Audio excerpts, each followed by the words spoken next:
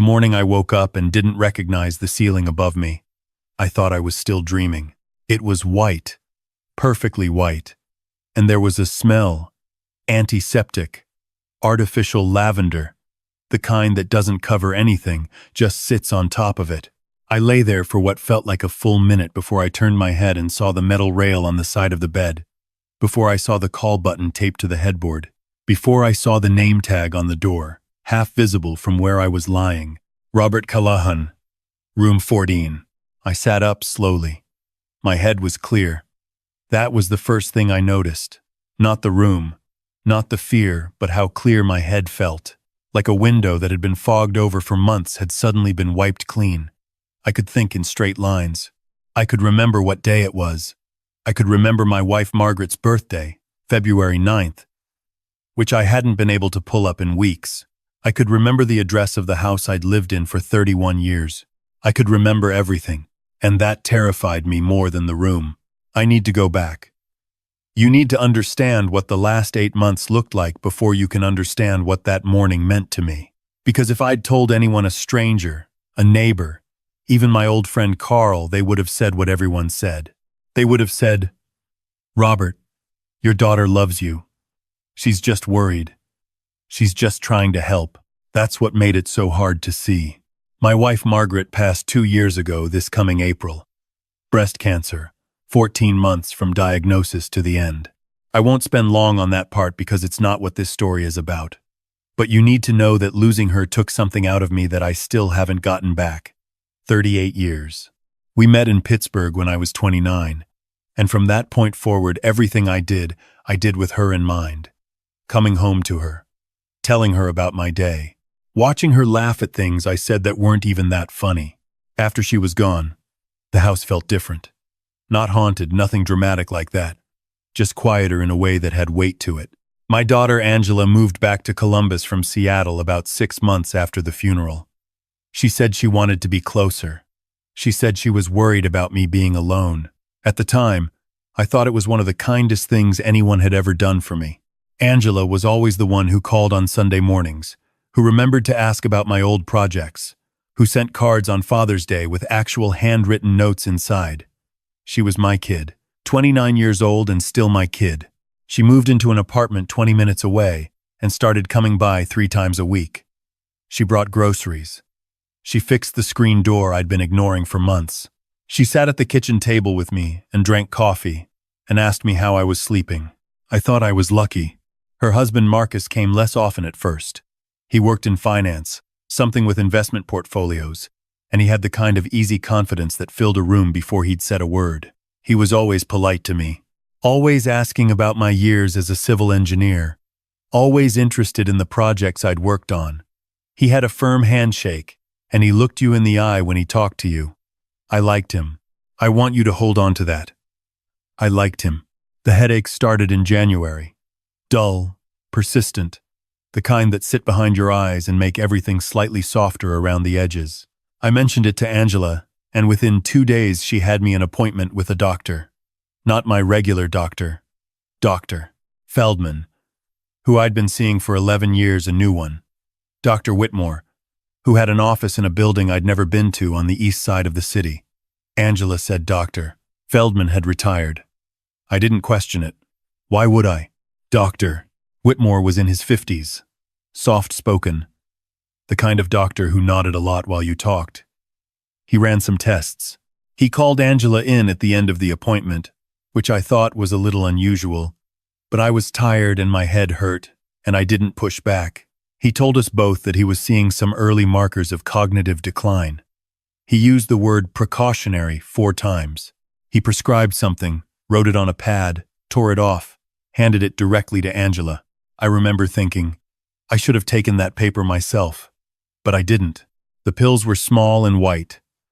Angela put them in a weekly organizer on my kitchen counter, the kind with the little colored tabs for each day. She watched me take the first one with a glass of water, and she smiled and said, "We're going to take care of you, Dad." I believed her. Within 3 weeks, the headaches were worse. I told Angela, and she told me that was normal, that the medication was adjusting my brain chemistry, and it would get better. I started forgetting small things, where I'd put my keys, whether I'd eaten lunch, the name of a street I'd driven down for 20 years. Angela started coming by every day. She started finishing my sentences. She started saying things like, "Remember, Dad, you had trouble with this last week too." Even when I didn't remember having trouble at all. Have you ever been made to feel like you're losing your mind by someone you trust completely? Have you ever started to doubt your own memory? Not because it's failing, but because someone keeps telling you it is. I want you to sit with that question for a second before I go on. By March, Angela had a spare key. By April, Marcus was coming with her most evenings. He started mentioning casually, the way you mentioned the weather, that big houses were a lot of maintenance for one person. He started pointing out things that needed fixing: the water heater, the gutters, a crack in the driveway, and then explaining, patiently, that maybe it was time to think about simplifying. That was his word. Simplifying. I have a home worth $410,000. I have a retirement account. I have a savings account that Margaret and I built over decades of careful living. I am not a wealthy man, but I am a man with something worth taking. I didn't see it then. I want to be honest about that. I was foggy and tired, and I missed my wife, and I was grateful someone was paying attention to me. That's the truth of it. In May, Angela brought over paperwork.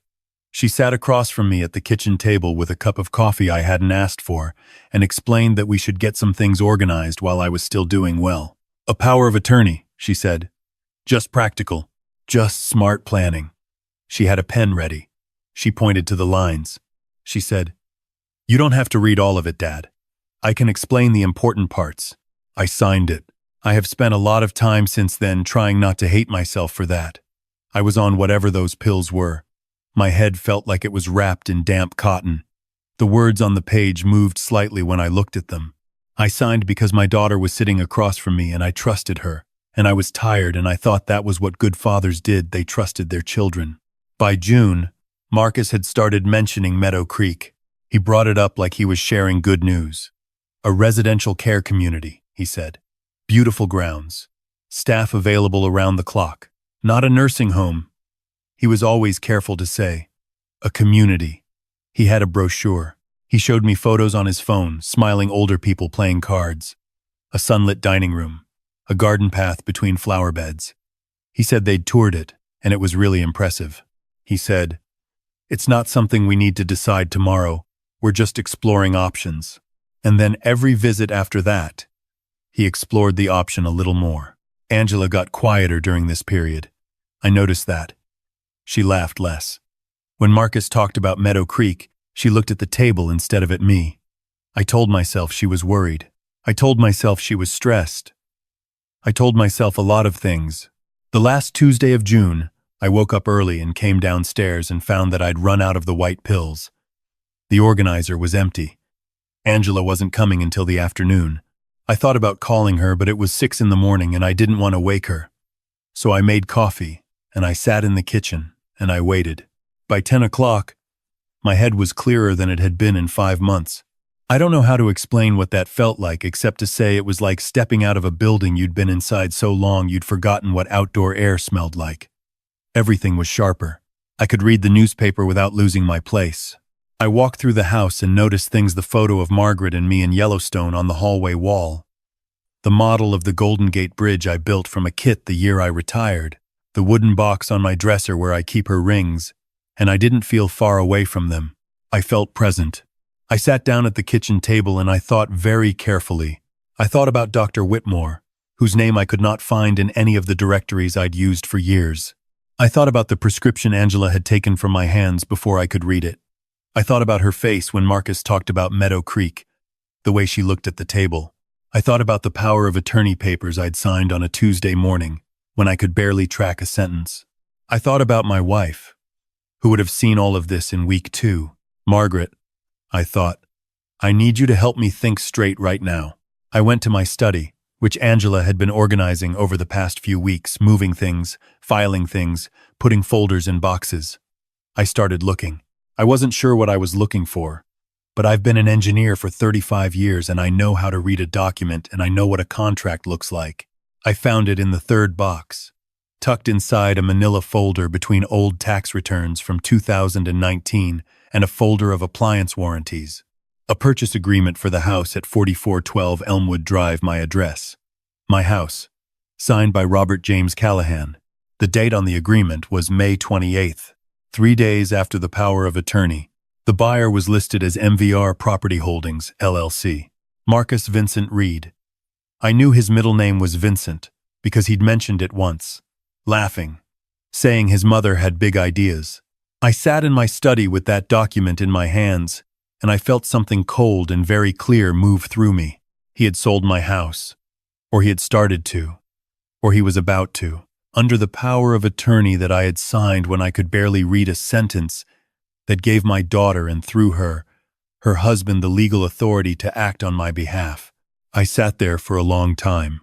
Then I got up and I went to the kitchen, and I took the pill organizer and I put it in a Ziploc bag and I put it in the back of the freezer behind a bag of peas. I called my old friend Carl, who I hadn't talked to in 4 months because Angela had said he was overwhelming for me to deal with right now. Carl answered on the second ring, and when he heard my voice, my real voice, he told me later, not the slow, careful one I'd had for months, he said, "Robert, you sound like yourself." "I am myself," I said. "Carl, I need you to do something for me." Carl's son-in-law, as it happened, was an attorney, real estate and estate law. His name was Dennis Park, and he agreed to meet me that same afternoon at Carl's kitchen table, without Angela knowing, without Marcus knowing, without anyone in that world knowing a thing. I brought the purchase agreement. I brought the power of attorney documents. I brought the empty pill organizer. I told Dennis everything I've just told you, in the same order, and I watched him take notes in a yellow legal pad, his pen moving steadily, his expression becoming more serious the further I got into it. When I finished, he was quiet for a moment. Then he said, "Mr. Callahan, did you keep the prescription bottle?" I had. It was in the medicine cabinet. I hadn't thrown it away. "I want you to leave it exactly where it is," he said. "Don't take another pill. Don't tell Angela or Marcus that you've found any of this. Can you do that?" I told him I could. "And I want you," he said, "to buy a small digital recorder, something that fits in a shirt pocket, the kind you can find at any office supply store." He told me what to do with it.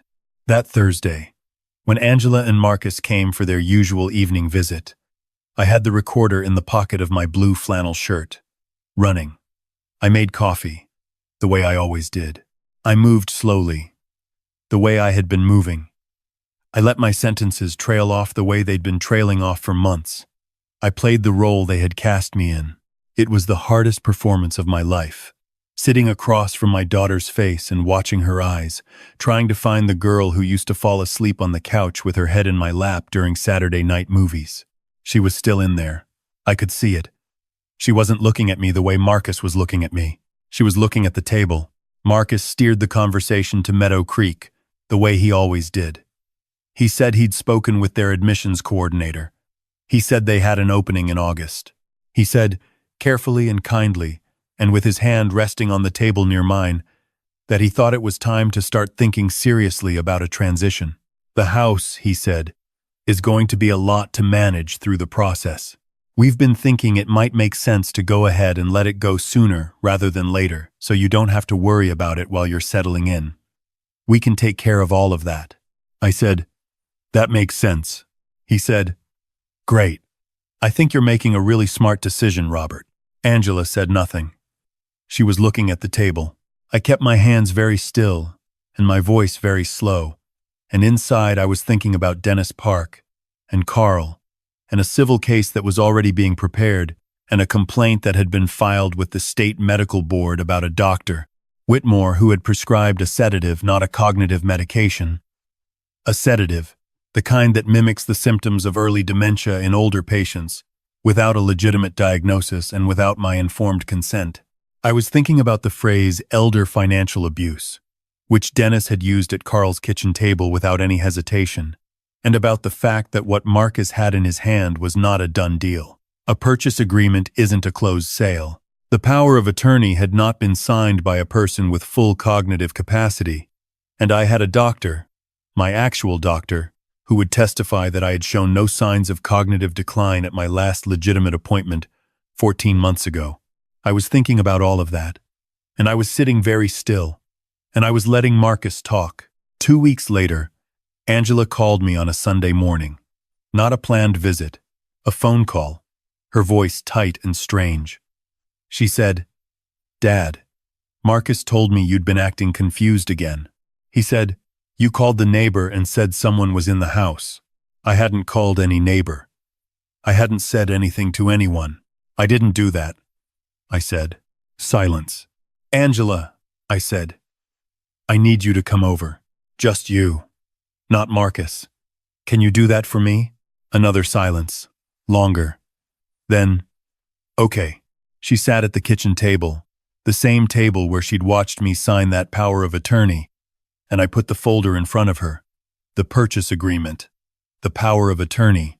A printout from Dennis, showing the full registered history of MVR Property Holdings LLC, 2 previous real estate transactions, both involving elderly individuals, both involving a transfer of property within 12 months of a family member being granted power of attorney. I watched her read. I watched her face change.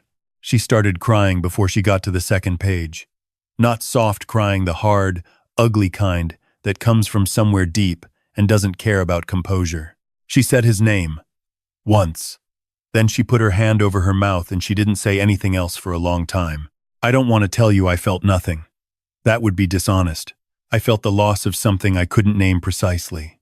Something about the version of my daughter I thought I knew and the version sitting across from me now, and the distance between them. I felt that, but I also felt like myself. Completely, fully, unambiguously myself. And I hadn't felt that in 8 months. I said, "Angela, I need to know. Did you know about the medication? Did you know what it was?" She shook her head. She said, "He told me it was for anxiety. He said Dr. Whitmore was the best in the city. He said," she stopped, "he said you'd be safer somewhere else. He said we could take care of the house for you and put the money in a trust." She looked at me. "Dad, I thought I was helping you. I want to be honest with you. I don't know the full truth of that. I don't know exactly where the line was for her, what she knew, what she chose not to know, what she believed because it was easier than the alternative. That's a question she has to live with, and I suspect she'll be living with it for a long time. What I know is that she drove to her attorney the next morning without Marcus knowing. What I know is that she provided a written statement to Dennis that corroborated the timeline. What I know is that she changed the locks on the apartment before Marcus came home from work that Thursday. The civil case settled 4 months later. Marcus did not go to prison. I want to be honest about that, because I don't want to oversell the resolution. The law on elder financial abuse is better than it used to be, but it's still not perfect. What happened was, the purchase agreement was voided. The power of attorney was revoked. MVR Property Holdings was investigated in connection with the 2 previous transactions, and Marcus agreed to a settlement that included restitution and a permanent restraining order. Dr. Whitmore lost his license. The medical board moved faster than anyone expected. I still live at 4412 Elmwood Drive.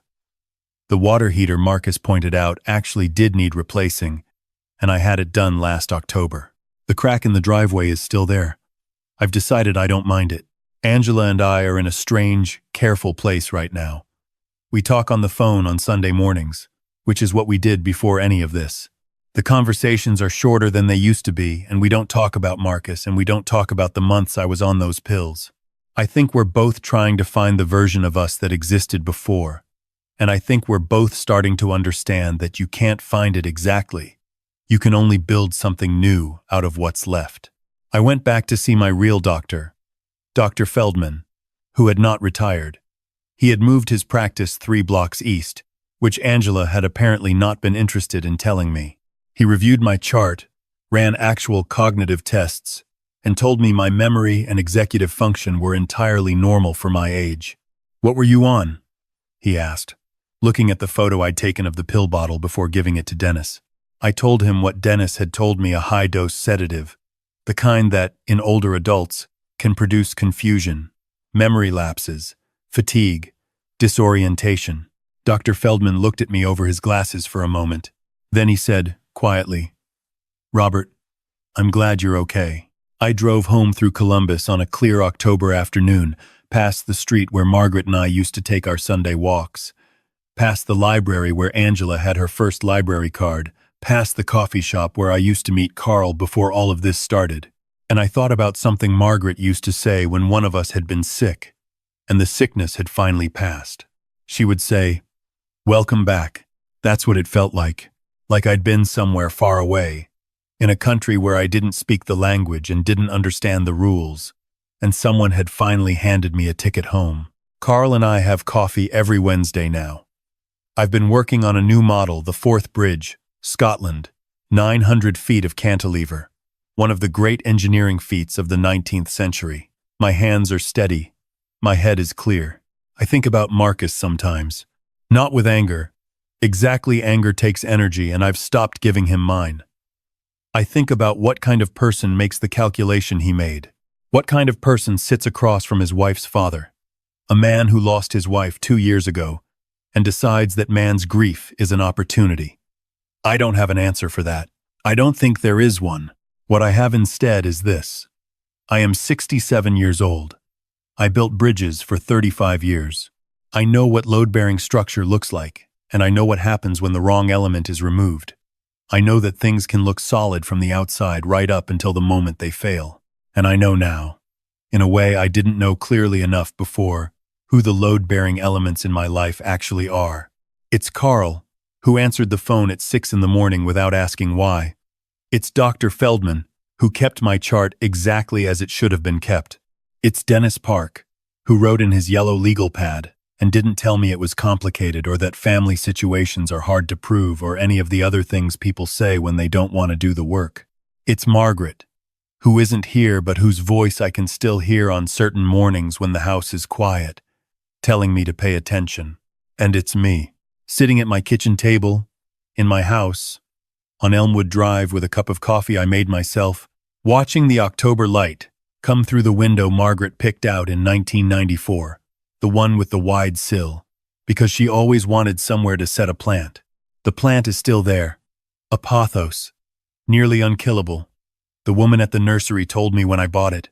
Thrives on neglect, keeps growing in the dark. I think Margaret would have liked that. Where are you watching from today? And I want to ask you something. Have you ever had a moment where everything became clear all at once? Where the fog lifted and you finally saw what you'd been too close to see? Tell me in the comments. I'd really like to know.